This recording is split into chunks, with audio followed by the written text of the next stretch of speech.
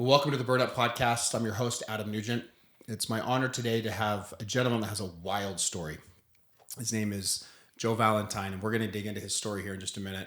I just want to tell you that, the main premise of this podcast and the message that I want to be able to share, not only my own experiences, but the guests that I have on, is really about the hero's journey. You can be your own hero. And we all have struggles. We all have tribulations. We all have things that happen to us, some by choices we made, some that life's just thrown at us. And what I truly believe is that anything is possible. That no matter what's happened, no matter what you've done, no matter how old you are, anything is possible. If you're willing to do the work, make the modifications, the slight changes, sometimes major changes in your life. And Joe today has a pretty wild story. Joe actually reached out to me on social and we got connected. And as I got to learn more about his story, I'm like, we've got to talk about this on the podcast. So Joe, welcome to the Burn Up Podcast. Thanks for being here. Thank you so much for having me here. Well, let's go back to the beginning, because I think that, kind of your upbringing really kind of plays into this. Let's go back. When you were a kid, like, where did your whole process, where did everything kind of start as you've been on kind of your, I'm going to use the word wild journey. Okay. Well, so I live with my dad. So my mom and my dad, they separated. My mom was an alcoholic. And from what I'm being told, I don't have any recollection of this, is my dad came home from work and it was snowing outside in Colorado and I was outside in a diaper. And so my dad was like, we're good, we're leaving. He got remarried and he passed away when I was 6. And my stepmom didn't want to keep me. She told the family that I'm not her kid, I'm not her problem. And so I went to live with my brother. So my brother... When you were 6, you moved in with your brother. Yeah, he came and got me and brought me to... How much older was your brother? He's quite a bit older. And, I don't know his exact age. Yeah. I know he's a lot older than I am. So already having major abandonment things as a little kid, right? I mean, right. Your mom, your dad passes away and you're 6, and then you go to live with your brother. Right. And, I thought it was supposed to be my safe place, that I was going to be okay. And that's what I was told. And I found out real quickly that wasn't the case. He was an extremely abusive individual. I spent 6 months locked in a dog kennel, locked in a room, and he just beat the brakes out of me. Like, when you were 6, that young? Yeah. Oh, yeah. So the abuse and like the physical, emotional, all the things happened at that young of age. Right. From 6 to the age of 8. And, he was a very violent person, and he would make me and his son like fight the neighbors if there was a problem. And it was just nothing but violence. So you were in a dog kennel for 6 months. I think it was 6 months. I know I spent a long time. Several months. Yeah, it was a long time. Yeah. So how did you get out of that? Out of the situation? Yeah. Well, I had to go to school, because if I didn't go to school, I'd get my ass beat. Yeah. And I went to school one day and I was just tore up from the floor up, and the principal was like, dude, come here. And so she pulled me into the office. You say tore up, like just a beat, like beat up. My eye was like split open because he had bounced my head off the corner of the wall, and he had just beat the brakes off me. And so I walked into school, and the first thing the staff see me, and the principal was like, young man, come here. What the hell's going on? And they ended up calling the police and taking pictures. And then DCFS came and picked me up, and they removed me from his care. When you were 8? Yes. Have you seen your brother since? I have, actually. Okay. Yeah. We'll have to get into that. We will. Yeah. So absolutely. When you were 8, where'd you end up going from there? So I went to foster care. I stayed in Utah. And that's really where I started self-destructing my life.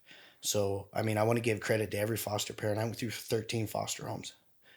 Every single one of them, I believe, had good intentions. Sometimes the foster care system, people just have foster care children for checks. It's been a long time since I've been in the system, and I'm not saying that it's like that now, but I will have to give them all credit that they all tried to help me. But I just don't believe that the foster care system is set up properly to deal with children that have gone through what I went through at that time, because it's just a little bit more than somebody maybe who hasn't. And I was a terror. I was angry, lost, upset, mad at the world, didn't know who I was, and I just really didn't care about nothing. Well, having so much trauma and abuse at such a young age, I think that would have happened to anybody. Yeah, it's a little bit to go through, right? And so So you were in, you said 13, 13, 16, 13, 13, yes, So sir. from the age of 8, you were in foster care to what age? I aged out of the foster care system. So 18 then. Yes, sir. Yeah. Okay. Yeah. So 13 families. I'm curious in the foster system, because obviously I'm not that familiar with it, or really familiar with it at all. Does like what determines when you go to another family? Is it just basically it's not working with this particular family? Like what determines if you go to somewhere else? Yeah, if I think, to my knowledge, it's just either you've spent X amount of time there and they're done with you, or the state moves you because you've been there for so long. Excuse me. And So being such a young age at that time, right? Not knowing what to do with your emotions, that you in essence kind of self-destructed through that time, right? So what was happening? What were you doing? so I started doing drugs really young in junior high, like, huffing gas, smoking weed, things like that. We would fight, me and the foster kids would fight. We'd fight each other. We'd fight the neighbors. And, some homes we were really good, but you would just get moved. For some reason, they tried to get me adopted, but I was just never adopted out, right? Whether it be due to my own actions or I just wasn't a good fit for the family. And, that's really hard on you. One time I moved to Colorado, a little town in Colorado called Littleton, Colorado. And I lived there for, I think it was about 2 years. And I was probably prime at my life right there. I was going to school, getting good grades. I was in soccer and football. And I came home one day from school and all my shit was packed. And they said, "Hey, you're going back to Salt Lake." And that's all the explanation I got. And they were supposed to adopt me. And I still to this day have no idea why. Wow. And that how so you were in high school at that time? I was in junior high. Junior high. Yep. Okay. So obviously you're doing the things involved, having friends, and then all of a sudden one day you come home and like see ya. Like Yep. Just like that. Yep. All ripped out from under me. So how does that work? Like when they just packed your bags, is there just the DCFS or like the state's there to like bring you? Like how does that work? Yeah, they took me to the airport and put me on a plane. And then there was a representative from DCFS in Salt Lake City to pick me up. Okay. Yep. Do you remember what was going through your head at that time? I was crying to death, and I asked them why, and they wouldn't give me a reason, and then I just numbed it out, right? And I was like, because at this point I'd been through so much movement, I was like, all right, well, here we go again, here we go again, here we go again, and then just it's hard, but at the same time you get used to moving so much, right? You get used to detaching, right? But it wasn't until I'm much older now that I was able to process my life. At that time, I was just like, well, here we go, another one. Was there a part of you that, because you'd been moved so many times, again, right, you're young, we don't have the tools or the wherewithal or even the mindset to be able to move through that, but was there a part of you that was like, you got moved somewhere else and you just even, maybe not even consciously, but subconsciously were just like, I'm not going to get attached here because I'm going to have to move again? Absolutely. 100%. Yes. I developed that as a survival skill, is to make sure that I kept everybody and everything as close as I wanted them to be. So in the event that I needed to leave, I could leave. Okay. So you're back in Utah, 16. How many more families before you were 18 were you with here I in think Utah? 2 more. Okay. Yeah. And then I really started getting in trouble. When I was in high school, I found, at the time it was called crank, not meth, but crank. Yeah. And from there, he was just on and running. Multiple years just doing drugs, committing financial crimes to support my habit because I wasn't a functioning addict, And in and out of prison. I think I've got 50 something felonies now. Okay. Throughout the years, I went to federal prison. And what was do you know your total time that you were actually in prison? About 10 years. 10 years. Yep. Mostly drug related? All drug related. What's that like, again, right? Being strung out, we'll say, right? And then getting arrested. Obviously, you're then going to a detox, right? Because you're right. not, because do you have ways of getting meth and other drugs in prison? I mean, there is, but it wasn't. You weren't into that. No. So it's like, so you're getting. Was there a part of you, I'm curious, where it was almost like a relief that you were getting arrested because you could, get clean, or were you just not till my last arrest in 2015. That day in 2015 when I got arrested, I had about 10 years clean, and me and my wife at the time moved to a neighborhood in Ogden, and I made a horrible decision to go to a party one day, tried some meth, and that was about an 8-month long run. I had got shot twice with a 45. I was barely walking around. I got shot in the leg. It shattered my entire femur. I was in a hotel in Clearfield, and SWAT surrounded it. And for the first time, I looked at my wife and I'm like, "Don't cry. It's over. We're done. Thank God." Right. And I was actually super relieved. Yeah. Was she strung out with you as well? Absolutely. Yeah. Yeah, So that was in 2015 when you got arrested. it was. Okay. For 2014, 2015. And how long was that last stint? How long were you in for that last stint? I got so blessed. So I was in 6 months and I got blessed because I've been warehoused, not really much opportunity for programming. I had a great public defender. He was just a godsend. And I was able to get into the drug court program, and I was able to get Morgan, Davis, Weber, and Salt Lake County, because I had felonies strung out all over Utah, to agree to let me to do drug court. And all the judges just said, "Well, you're either going to figure it out this time or you're not." So what's drug core? Drug court is a program in Davis County that they have, and I believe they have it out here in Salt Lake County too. It's an intensive outpatient program where you have to go twice a week. You attend counseling. You get the opportunity to UA, and go to counseling, UA, and keep you clean and try to get your head on your shoulders and give you an opportunity to beat your addiction instead of going to prison. Okay. And how long were you in that program for? I was in that program for a long time. It's an 18-month program. But it's 3 years long. And if you have restitution, you can't graduate until that's completely paid off. Okay. So you were in it for 3 years then? I was. Yes, okay. sir. Okay. So that brings you up to 2018-ish, give or take? 19, give or take, like yeah. Okay. So you go through the program, you're out of it. So what happened at that point? So I got blessed with the opportunity to be the first hired employee of Red Barn out of Davis County. And so I went to work for them starting. And so I was the first employee helping them start from the ground up. Okay.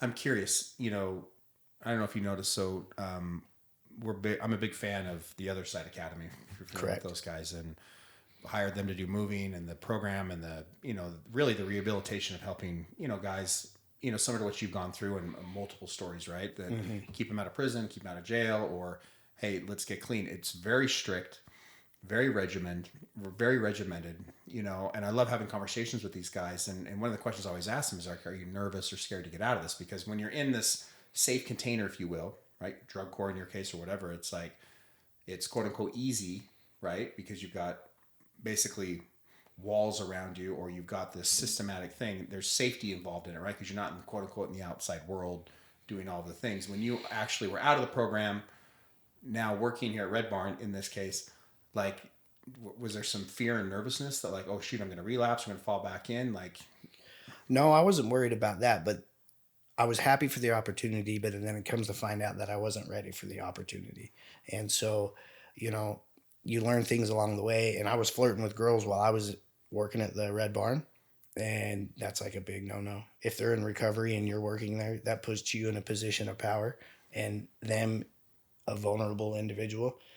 And I wasn't even thinking about that process. And so I got fired for doing that. Okay. Wow. So fired, doing that, so again, as we kind of started this, and one of the reasons, like, I'm like, yeah, let's share the story is, I mean, you've got a lot that you've gone through, right? A lot of trauma, a lot of abuse, right? A lot of things in your early years were nothing. It's nothing you chose. It's like it was presented to you. You didn't choose all this. You didn't choose, obviously, your mom being an alcoholic. You didn't obviously have choosing your dad or having all these things with life happening to you, right? And then following that, the years after that, the decisions you made were decisions you made, right? You were putting yourself into that, right? And it's fascinating that, I'm a big believer that life's happening for us, not to us. And I also believe there's a reason for everything. Like, I don't believe in coincidences, and I believe that you can root everything back. More often than not, you can root it back to a choice that were made. And and sometimes we make positive choices, sometimes we make negative choices. And I look at you of like knowing, obviously we're just scratching the surface of like what you really went through, but like, you know, we live in a society in that there's a lot of judgment or pointing a finger or I wouldn't do that or I can't believe this person did that. And having gone through my own trials and tribulations and experiencing that personally, you know, the reality is no one really knows what something what someone's going through without knowing all the context, all the things beforehand. And you know, I truly believe anytime I hear something today, my first reaction isn't to judge or to be like, oh my gosh. It's more of like, who? I wonder what else is part of their story. I wonder what else, like, or what would have led them to that. What really happened, you know? And people forget that. And so I honor you being open and sharing this because, I mean, again, you had a lot of shit happen to you. You also made a lot of poor decisions. You paid the price for that, right? And so here you are today, like being open and wanted to share your story. I mean, ultimately, you know, before we even got on, I asked you, like, you comfortable sharing this? You're like, absolutely. And you said something which I believe it's like, no, there's freedom. No one can hold anything over me because I've shared this. I'm open about it. Like I'm super, you know, you've been accountable for the decisions you've made. Right. Yeah. And I love what you said just now. It is absolutely impossible for a human being to say that they would never do what another individual did unless they were in a point of that person from birth until now and has experienced everything that they experienced all the way up to that one time that they made that decision that somebody's judging. And so I think that's really great what you said because it's absolutely impossible for somebody to say that they would never do what that other person did unless they were that person exactly every step of the way in their life until they made that decision.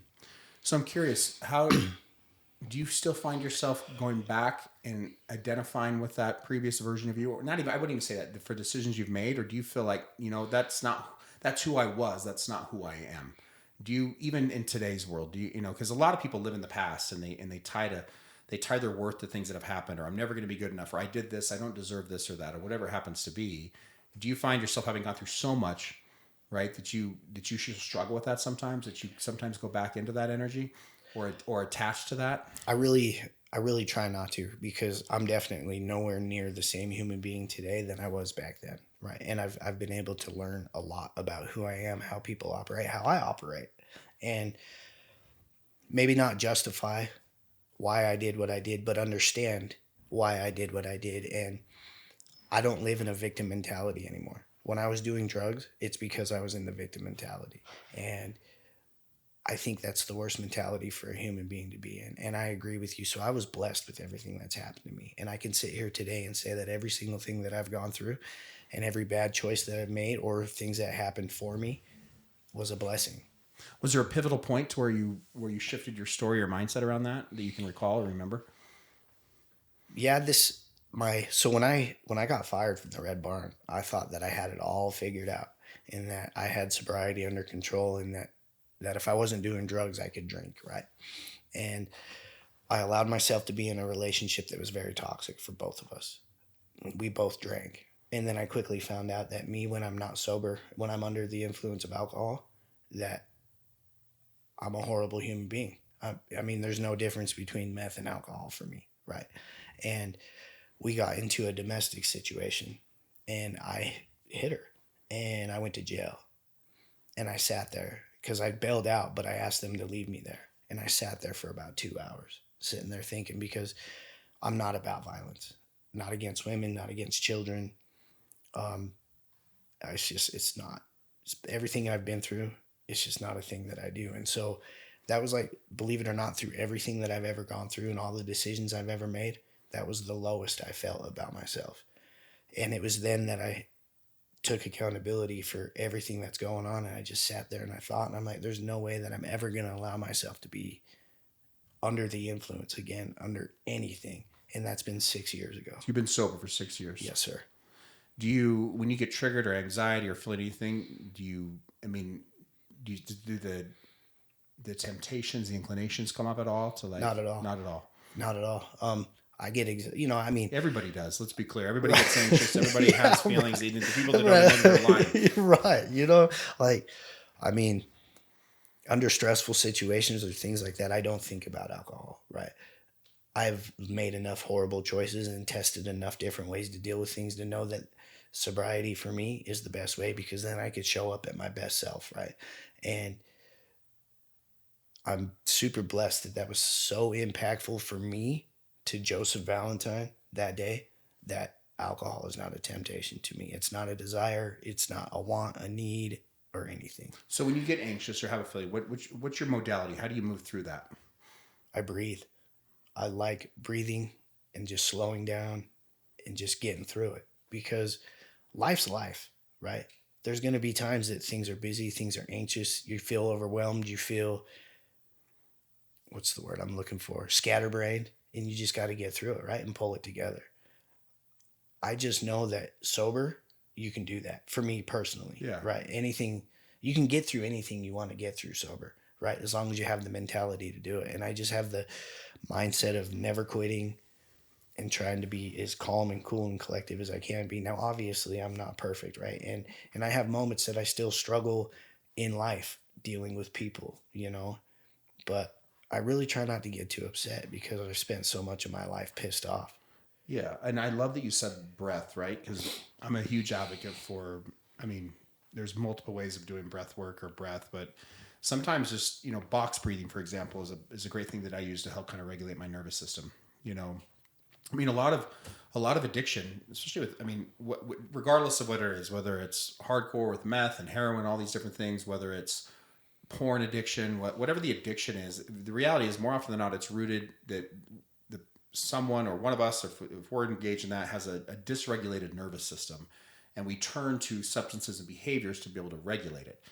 And what I have found too in my own journey with addiction and moving through things is like one of the greatest ways to regulate my own nervous system is meditation, sit and actually allowing me to sit in the uncomfortableness, and breath, and breathing. And literally in a matter of a minute or two of just doing, like box breath for me is like you inhale for 4 seconds, you hold it for four, exhale for four, hold it for 4 seconds, and then just kind of cycle through that. It's fascinating the things that we can do naturally without having to turn to anything. And when I found the more I allow myself to just be uncomfortable, even though I don't like it, the universe will come in and move it. And sometimes it moves it in a matter of 10, 15 seconds, and then I'm good to go. Because, but I have to be able to pause, because when I notice I'm feeling this, I take time to ask myself questions like, okay, what is this? Why am I anxious? It could be something as simple as I need to make a phone call, or I haven't done this, or I haven't done that. And numbing out to not feel the anxiousness is not going to solve the problem. It's just putting a band-aid over it. In many cases, it's just kicking the can down the road. So I honor the fact that you said, I come back to my breath. Absolutely. And I love what you said, sitting in the shit. So often I hear people say, well, I don't want to think about it. I don't want to do this and I don't want to deal with that right now, which is fine. But for me, I'm a firm believer of being able to sit in the uncomfortable, right? And be able to process the uncomfortable, because it's where you get the most growth, right? And if you don't ignore it, then you're fine. That you're gonna figure out what is bothering you or why you're feeling the way you do about whatever that situation is. And I agree, the more uncomfortable it is, the more growth you can experience, as long as you have the proper mindset to set yourself there, right? And if you look at facing it and looking at it as a growth opportunity instead of avoiding it because it's painful or uncomfortable or it's going to make you sad. Yeah, I love that. And my understanding is now you're in a healthy relationship. I am very much. And I smiled right now because I told you today you caught me in a raw moment, right? Yeah. And it's very raw for me because I'm with a beautiful girl who is just, as far as a human being can go, so beautiful, and I'm blessed. She has a 6-year old boy, loves me to death. Mom loves me to death. 3 dogs, loves me to death. And we have been able to sit down and have some very uncomfortable grown up conversations that have never been possible before. And here I sit and I wonder, am I a right fit? Is this a right fit for me? And we had to have the hard conversations about. And I always try to look inward, right? And this is where I still struggle. And I've been thinking about it for weeks, and I don't think it's not self-sabotage, right? I just feel that maybe it's not the right energy and fit for me. And that's been really hard because for the first time in my life, I am so blessed. And yet I'm wondering, is this right for me? And I have to be okay with that. I have to be okay with that. It's sometimes things are really, really good, but it's not all there. And that's okay. And that's really hard for me to accept right now. Yeah, I can connect with you, and I've felt that in multiple things. Right, it's like, on paper, if you will, the boxes are all being checked, everything's there. Like, this is incredible, this is amazing, but yet there's something quote unquote missing, or something's off, or whatever happens to be. And in the past, I was married for 17 years, and ended up getting divorced, I don't know, 8 years or so ago, and she and I are in great space, like way better as co-parents when we were married. What was interesting at that time, I tied a lot of my worth, right, to my relationship, or things are happening, or if I'm not showing up the right way, or she's saying you're doing this or doing that. Like, I tied my worth to it, right? I'm not worthy of this. I'm not worthy of this. And I went to, years ago, like 10 plus years ago, when I first started going to therapy, my therapist asked me, she looked at me and she goes, "Do you feel worthy of love?" I couldn't even answer the question. And I should have said, "Hell yeah, I am." But like, I literally couldn't, I seriously, I remember, I'll never forget the moment. I'm just sitting there and I had to, like, I couldn't even say yes. I didn't say no, but my answer was no. I just sat there. I'm like, well, and with the men that I work with, when there's a common theme with a lot of the guys, is like, it doesn't matter if someone wants more money, it's relationally, whatever it is in their life. Once they feel comfortable, and we start digging deeper, it comes down to worthiness. They don't feel worthy of it for whatever particular reason, right? Right. And my belief is, and here in Utah, we've got a predominant religion, with LDS, Mormon faith, and a lot of discussion in that religion. And many organized religion comes down to worthiness. Am I worthy? Am I, following the commandments, and da da da? And if you're not checking certain boxes, doing certain things, you're considered quote unquote unworthy. I'm not talking about worthiness as it relates to a religious belief, whatever someone follows or doesn't follow. It's just feeling worthy as a human being, And I'm a truly believer that worthiness is our God given right. It's like, you're worthy just because. Like, your worth is not determined upon mistakes you've made or different things, or in life. You're worthy of it all, right? But at the end of the day, to say it, to hear it is one thing. To actually feel that and embody that, and I can say my own journey with that has. I can say today that I don't question my worthiness. It's not even a thing now, but I've had to really rewrite those stories and those narratives and so forth. So as I'm hearing you sharing the relationship, I mean, again, as you're sitting in this and deciding what you're going to do, or maybe you've made a decision, is, I think it is brave when you're trusting your feelings and what it is, but you don't know why, right? And so as you sit with this, and I would say with anyone listening, like, if you're deciding to stay or go for whatever particular reason, it's just to really sit with yourself and make sure that if you're not questioning worthiness, that I'm not worthy of this, right? Because you've had so many things happen in your life, so much stuff, and then all of a sudden you have it. And it's not uncommon that when people show up, or actually have what they've ultimately wanted, not consciously, but they subconsciously self-sabotage it, because it's tied to worth, or it's not real, or it's not meant to be, and we come up with stories and different things. So as you sit with that, I mean, my invitation to you, Joe, is like, just get really clear on that, and make, and this is where meditation and prayer, and kind of really get, write things out and not be too quick to do stuff. Because a lot of times, it's not necessarily, and again, it's not necessarily the other person. It could be something from the past. It could be whatever. It could be a story, But then once you get really clear on that, and you still have that gut feeling, I believe you got to follow that. That's intuition. I think we all have that. And I 100% agree with you. And, I really have. And, through my journey, through all the therapy, through taking accountability, I've trained myself to really look inside, right? And be like, okay, so is it a lack of gratitude?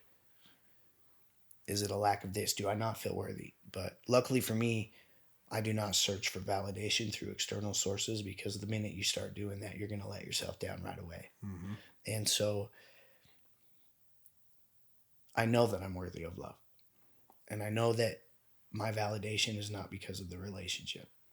You know, and I've had the conversations with her. Hey, am I holding up my part? How am I doing for you? How do you feel I fit for, X, Y, and Z? And she's like, you're great. You're the best person I ever been with, right? I'm like, okay. And then what do I got to do better? And I'm blessed today to have her say honestly nothing. And so it's really not something that I'm doing wrong or she's doing wrong, but just the feeling that something is missing. Yeah. And so now it's to, dig a little deeper, find out what that is. And if I can't figure it out, then to just trust my gut and do what's hard, make the difficult choice, right? Because nobody knows how it's going to pan out, right? Yeah. You have to make that choice and you have to be able to trust yourself that what you're doing is right. See, and my belief is, we're talking about God, religion. I mean, I don't subscribe or believe really in organized religion at all, but I'm more spiritual than I've ever been. And my belief is God, the universe, wants us to have it all. Like, truly does.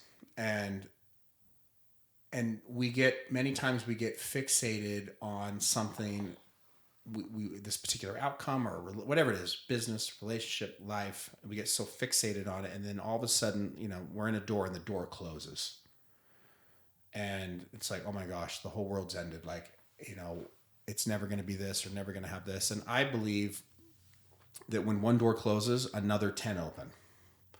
And as long as we can look inward and we're in an alignment and we're in integrity and we're taking accountability and we're doing everything we can in our power to like really stay true to our own core values of who we are and in an alignment, with what that, and that can be different for everybody. But I've found the more as I've come back into alignment, because I know what life's like when I'm out of alignment, it doesn't work. No, Right. And when I'm in alignment, when a particular door closes, I've just learned to just trust and be okay not knowing what the future holds, not knowing, but trusting that whatever's next is going to be better than I could ever imagined it was previously. And I've chosen to look at life that way, and other people everybody can look at life the same way. But for me, it's given me greater peace. It helps me to not get so fixated on a particular outcome not happening or tying worth or whatever to it. I just get to be like, yeah, I can still feel the pain, the heartache, the sorrow associated with that, and knowing or having this faith really that something better is going to come. And if it's relationally, it's like we'll both be better off in some, and it's okay that it didn't work out for us or whatever it happens to be. So as you continue to kind of lean on that, just I truly believe it's like and one door closes, others will open. But the key to me knowing what those doors are and really truly having something quote unquote better than what it was before requires alignment, requires truth, requires accountability. Like I truly believe that's the gateway to have anything and everything you want. And sometimes the truth can hurt, right? And then when I speak truth, it's not necessarily with other people, but it's being truthful with ourselves, where we're not lying to ourselves, Which is probably the most important, right? Yeah. Because the minute you're not truthful with yourself, then you start settling, then you start putting yourselves in positions maybe, of being comfortable, and that's not good for anybody involved, right? Yeah. It's really not. Well, and I think also like taking radical accountability that we're the common denominator in every aspect of our life. We play a role in it all. Even in the stuff that we didn't choose, we played a role. The stuff that we do choose, we play a role. And it's so easy. You mentioned earlier is like getting this victim mentality, this blame game. Well, this happened. I did this because of him or because of her, because of this. And it's like, yes, but it's a yes and yes, but I also did this and I chose this or whatever it happens to be. Right. And so when you can bring it back, that's to me as much the truthfulness is like just taking radical accountability for the role that we play.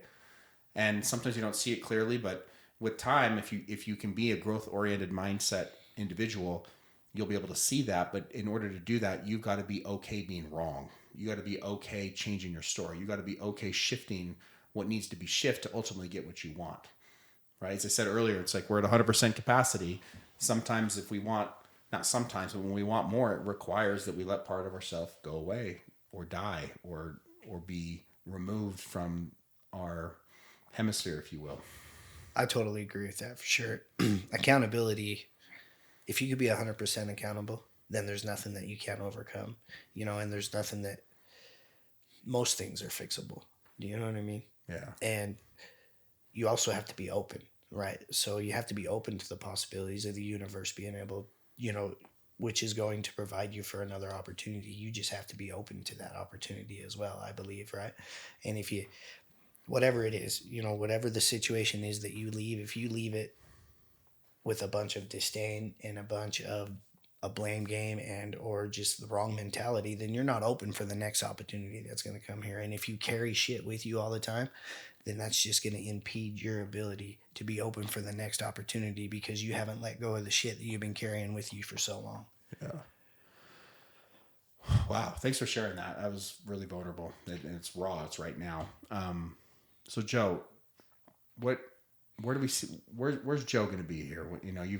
You've come out of the storm of storms, and you've been on this growth, this accountability journey, really rebuilding your life. Like, where's Joe in the next year, 2 years, 3 years? What's in store?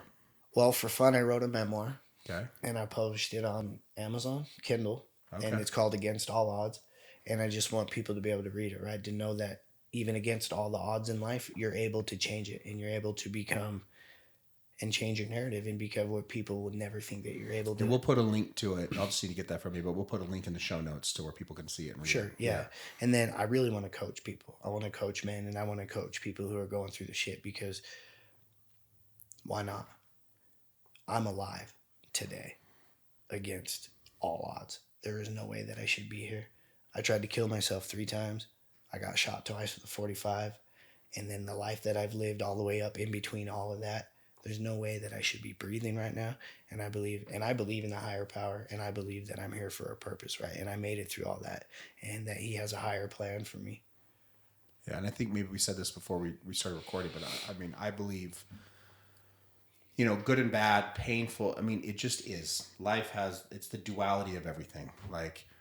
And I believe that the pain, and in your case, right, the time that you spent in prison, all that stuff, right, where there were decisions you made, and you paid a price. You took accountability for that, but the reality is they're gifts because you have chosen to all right, I'm done, right? Some people might have one experience and they're done. Others have 20 experiences, right? Everybody's different, right? It is. Men in general, we're pretty hard, headed, and sometimes it has to get really bad before we change. But the core message that I really want to articulate that you're saying here, which I love, is really, it's like, no matter what's happened, no matter how bad, no matter how, severe, anything's possible. You can turn your life completely around, and it's a choice, and it's not easy, but yet it's possible. And yeah, you're right. I mean, I felt the same thing. Like, I don't even know I'm alive with so many things that have happened in my life, but it's like, I'm here, and I'm here for a reason. So what am I going to do with it? And I think one of the greatest, I love the word purpose. There's, so much of us men tie our purpose and worth to money and our business. And there's just so much more to life than just that. And it doesn't necessarily mean to be an either or, it can be an and. And again, you've got this purpose, you've got this mission, and you have, the word that comes to mind is passion. Passion based off your lived experiences. And I believe as you step into the coaching world, whatever, at the end of the day, the most powerful tool that you have will never be a certification, will never be a course, no matter how many degrees you get in it. It's going to be your lived experiences, because the only way you can actually know something is if you've actually experienced it. End of story. 100%. And I'm so blessed to have been able to experience such a broad range of blessings in life, Yeah. right? And I love that you say that, blessings. Like, they and have again, been. it's just and again, it's a story. Like, you've chosen to say that, which I love, right? And I connect in that message. And somebody else that it's like, wait a minute, that's listening to this, like, wait a minute, you were in prison for 10 years and you're calling it a blessing. It's just, again, you haven't experienced it. But I truly believe, I can't think of one horrible thing in my life that has happened. I didn't like it. I hated it. And by no means did I feel it in the moment. But I can look back at everything that's happened to me and everything that's either happened to me or decisions that I made today. I'm grateful for them. They were blessings. Like, I learned a lot through them, failures, whatever it is. And I'm grateful for them. And my tagline is freedom's in the fire. If whatever we want's on the other side of what we are resisting. And sometimes we make choices, and other times the universe just says, "Okay, we're gonna basically wipe the slate clean and get rid of everything, so you can start new." Right. You know? And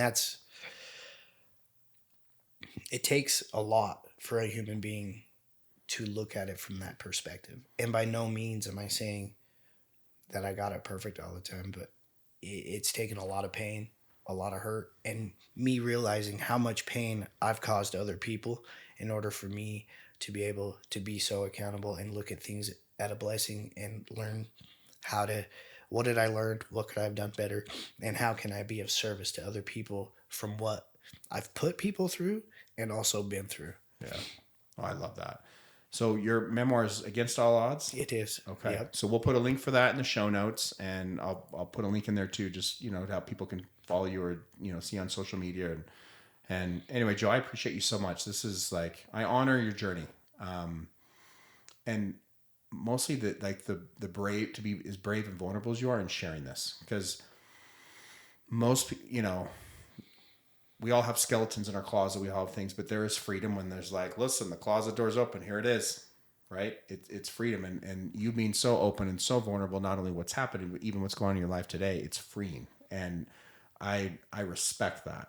I respect anybody that has the strength to be bold, to be courageous, because it's brave. It's not easy to just share your shit and to share the things and that you have done or you're currently struggling with. And we as men can do a hell of a lot better job in doing that. And that's one of the main premises of this podcast, is to create an environment or to demonstrate that it's okay to not be okay. It's okay that you're going through shit. We all have, and there's different versions of it.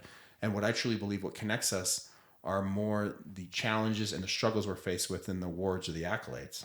Like, we all have them, and society would do better if we as a generation, as especially with men, just were more open and could share that. Like, the world would be a better place. I agree. I think that there's a big misconception out there that you're not a masculine man if you're able to be vulnerable or be emotional and things like that. And that narrative's got to change, Yeah. right? And I think it's shifting. I mean, but yeah, we got a long way to go. But, I agree. but brother, I appreciate you. Thank you so Thank much. you. It's been an honor having you here, and looking forward to seeing what, you know, you're going to bring to the world here over the next few years. And just want to say thanks to all of you listening here for the Burn Up Podcast. We'll see you next time.